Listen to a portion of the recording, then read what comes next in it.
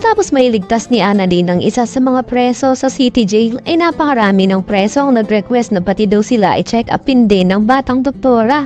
Kaya naman nagsagawa tuloy ang Apex ng isang medical mission sa nasabing kulungan. Pero nang ipaalam na ni Annalyn kay Lynette ang tungkol dito, ay labis din siyang nag-alala pagkat mga masasamang loob daw ang mga nakakulong doon.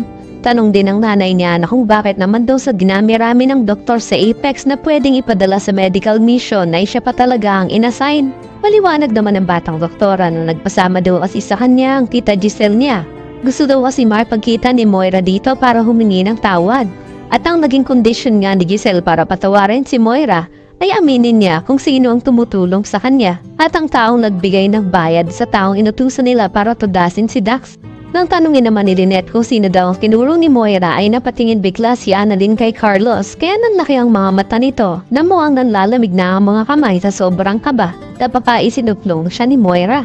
Samantala dahil kinakabahan nga si Lynette na para sa kaligtasan ng anak niya, kaya kinento niya kay Aling Susan at Diyosa ang tungkol sa medical mission.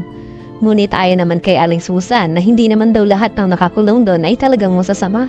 Minsan nga daw nandun pa yung mga mas mababait na tao.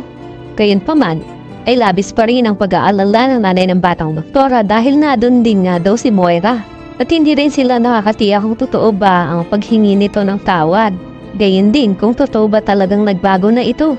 Kahit naman sino ay hindi maniniwala na ganun lang kadaling magbago ang ugali ni Moira. Sa kabilang banda, tagumpay ay naging operasyon ni Luke sa anak ni Madam Lotus. Kaya naman nang napag-alaman niyang may medical mission nga daw sa city jail, ay nakisuyo ito kay Annalyn na sabihin daw sa mama niya.